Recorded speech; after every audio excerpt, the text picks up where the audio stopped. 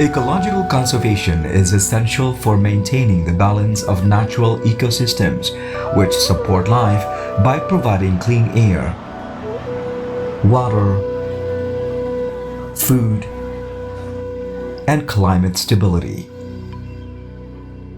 Protecting biodiversity and natural habitats helps ensure the long-term health of the planet and the well-being of future generations.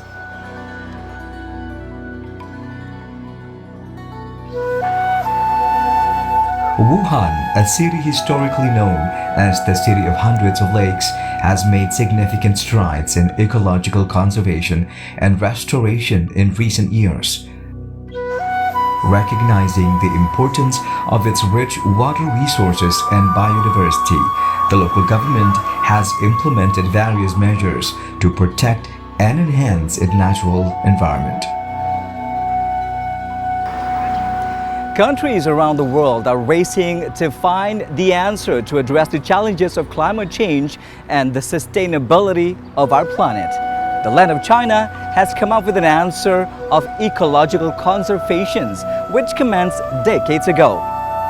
I'm Rahmat Idris. Join me here in the beautiful city of Wuhan, China, as we deep dive into this major undertaking and to be inspired.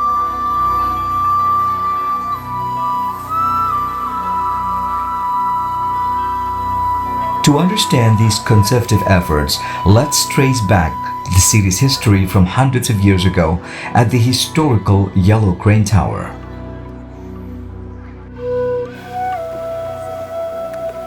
Well, built around the year 200 AD as a part of mechanisms of defense and rebuilt around the year 1900s, the Yellow Crane Tower bears a testament to an important part of civilization here in China. Join me as we walk through the trails of history here in Wuhan.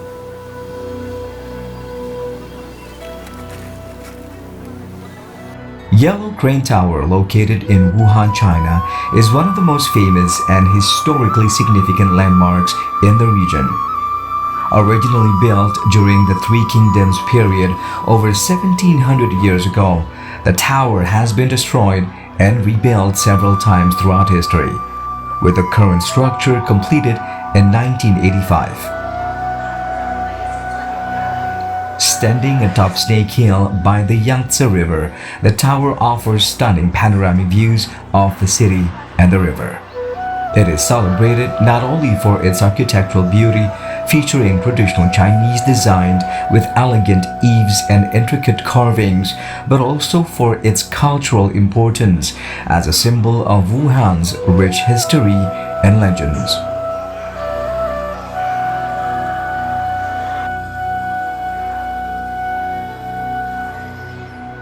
The Yellow Crane Tower has inspired countless poets, artists, and writers over the centuries, becoming a symbol of nostalgia and longing in Chinese literature.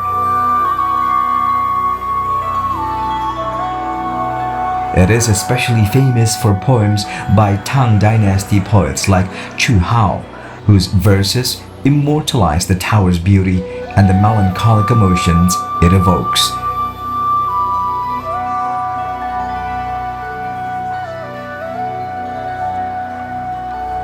Today, the tower is a popular tourist destination, attracting visitors who come to admire its grandeur, explore its museum showcasing historical artifacts, and enjoy the serene gardens surrounding it. The Yellow Crane Tower continues to stand as a proud emblem of Wuhan's cultural heritage and a testament to the city's enduring spirit.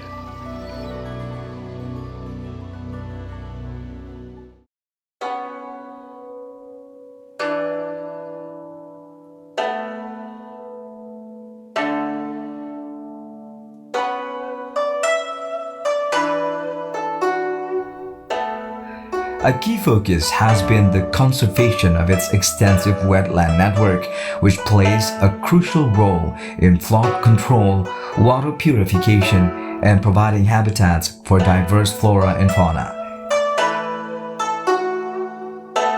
Initiatives such as the establishment of wetland parks and nature reserves, including the significant East Lake National Wetland Park.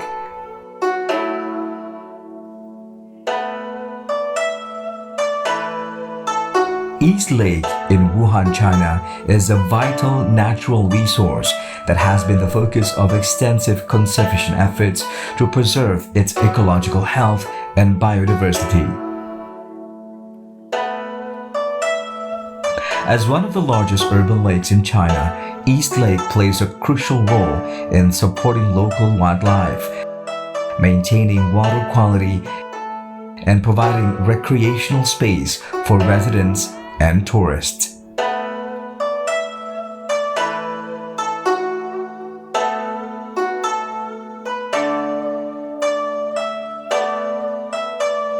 Conservation initiatives in the area include habitat restoration projects, pollution control measures, and the protection of native plant and animal species. These efforts aim to balance the pressures of urban development with the need to sustain the lake's natural environment, ensuring that East Lake remains a vibrant ecosystem for future generations.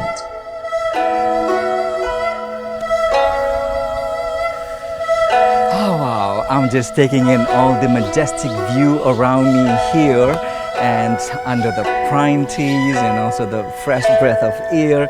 We are going to deep dive into the many ways that the Chinese government here in Wuhan city sort of protects its ecological life and environments, particularly witnessing the wildlife around me here at the wetland parks of the East Lake in Wuhan.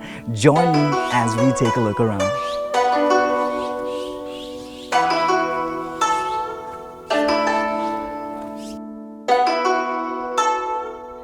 In addition to ecological restoration, conservation of East Lake also emphasizes community involvement and environmental education.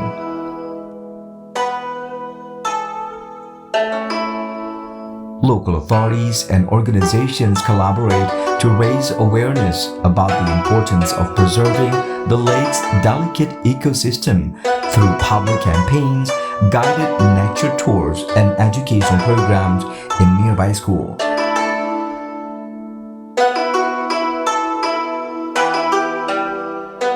Scientific research is actively conducted to monitor water quality and biodiversity, providing data to inform adaptive management strategies. Through these comprehensive conservation actions, East Lake has become a model for sustainable urban environmental management, demonstrating how natural landscapes can be protected and cherished even within rapidly growing cities.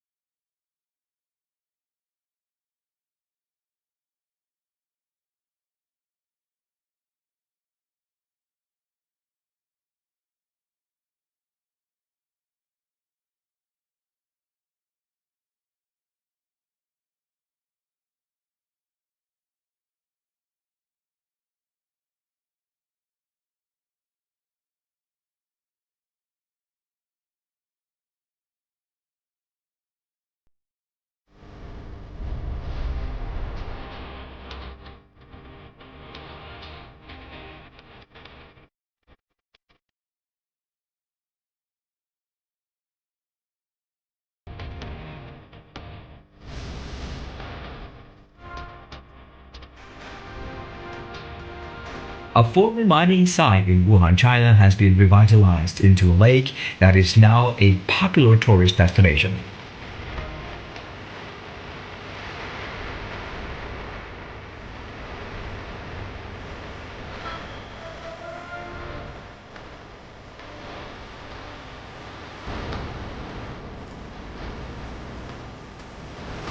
Oh wow, having traveled a little over 1 hour away from the city center of Wuhan, we've now arrived at the site called Lingshan Mining Park right here in the mountainous area of Wuhan.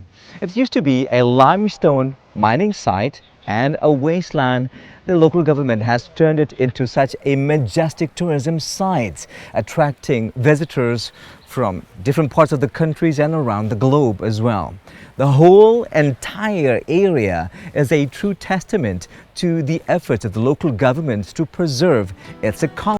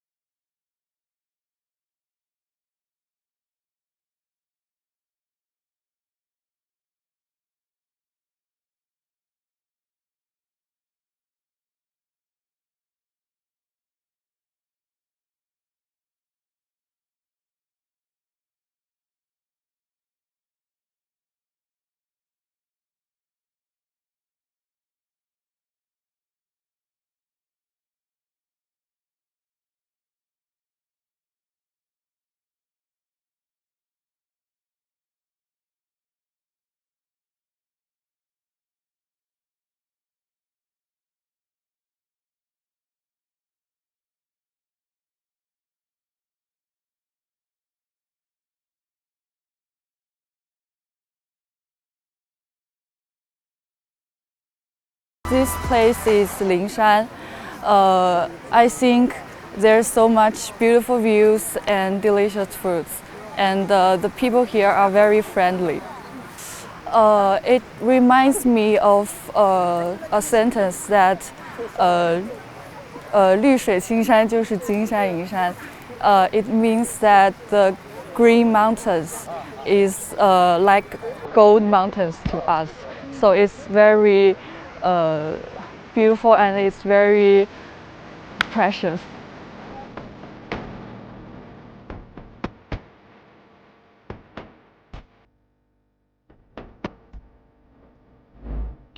The lake formed from the former mining site is now a habitat for various species of birds and fish, creating a new ecosystem that supports biodiversity.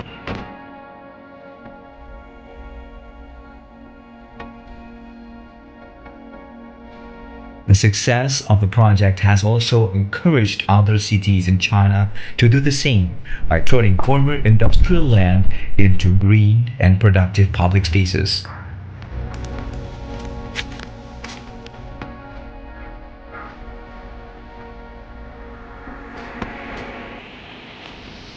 Wow, will you look at that? Development doesn't just stop at one spot. This is the expansion area of the mining park. Imagine, if you will, an amusement park or even a water park. The on-site project is aiming to conclude by next year, with the surrounding infrastructure to support it is aiming for a 2028 opening. This is going to be something exciting.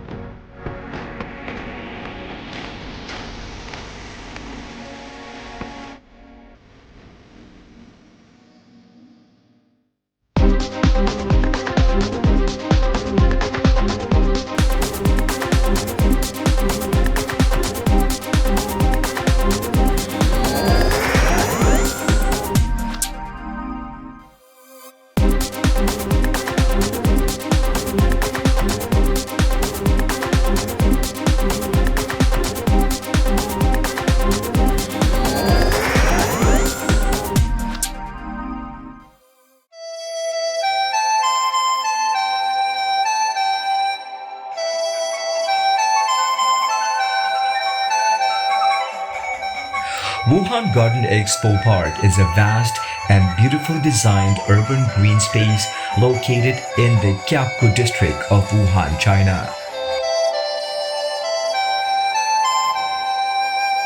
Originally built to host the 10th China International Garden Expo in 2015, the park spans over 200 hectares and showcases a wide variety of garden styles from across China and around the world. It features themed gardens, lakes, pavilions, and walking paths that blend natural beauty with artistic landscaping. The park highlights ecological sustainability, incorporating green technologies and environmentally friendly design to create a space that is not only visually stunning, but also educational and restorative. Well, here's another ecological marvel of China. This is Wuhan Garden Expo. What used to be the final garbage disposal site has been transformed into such a beautiful, amusing park, incorporating elements of history, plethora of flora and fauna, and more importantly, representations of different cities across China. I cannot wait to explore.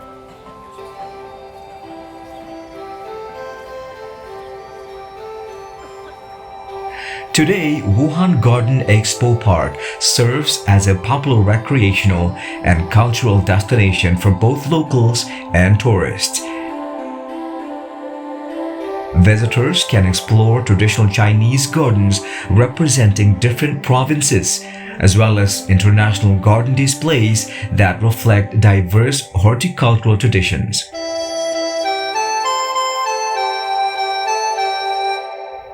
The park also hosts seasonal flower exhibitions, cultural performances, and family-friendly events, making it a vibrant community space. With its combination of ecological education, cultural expression, and scenic tranquility, Wuhan Garden Expo Park stands as a symbol of the city's dedication to green urban development and environmental awareness.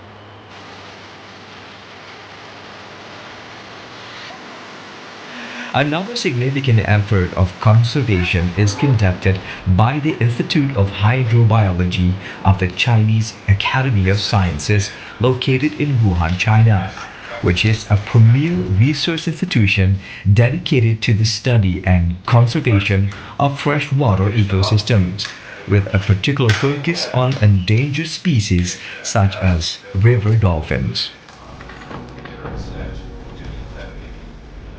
One of its most notable missions has been the protection of the Yangtze finless porpoise, the only known freshwater porpoise species remaining in the Yangtze River, following the functional extinction of the Baiji Yangtze River dolphin. Today, we have arrived at the Wuhan Hydrobiology Institute here in China, and I've heard great things about this place. One in particular is the efforts of its scientists and researchers to manage, repopulate the critically endangered species of the so-called Yangtze finless dolphins, or the porpoises. And in the span of 10 years, they managed to elevate the populations of these dolphin rivers by nearly 100%. I cannot wait to find out more.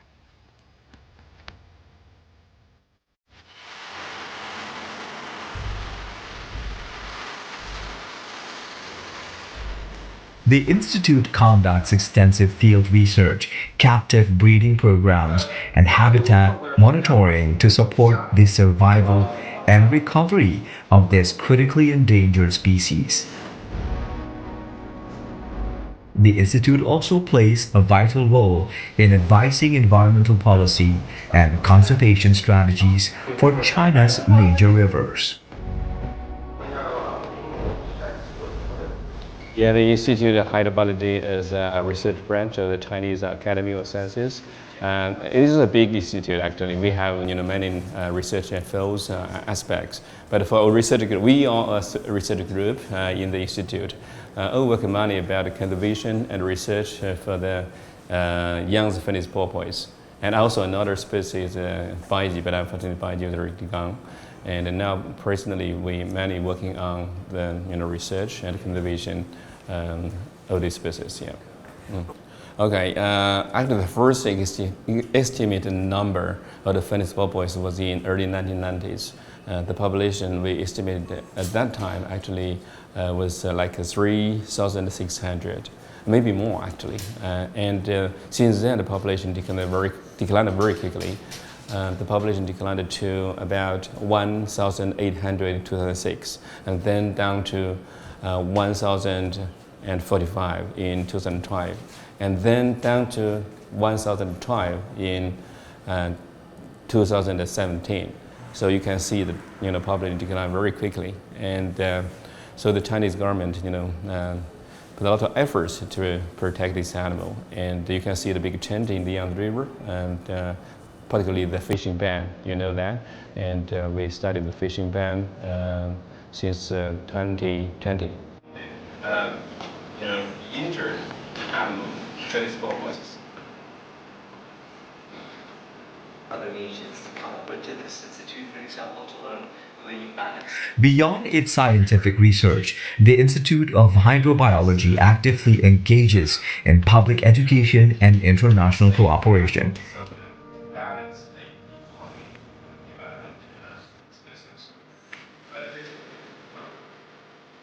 It operates the Baiji Dolphin Sanctuary and other conservation facilities that serve both as research bases and educational centers, helping raise awareness about the importance of protecting aquatic life.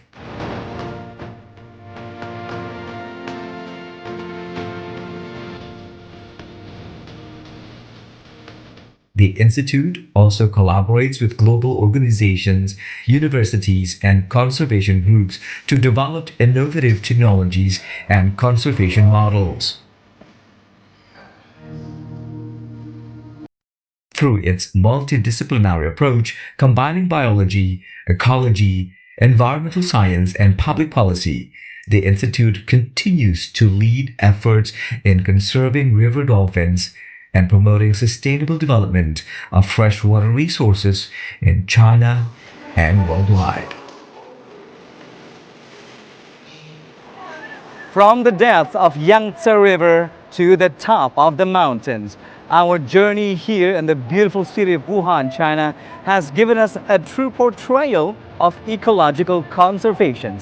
It brings us hope for a more prosperous future and a greener planet. From Wuhan, China, Rahmat Idris and Bayu Anggara for TVRI World.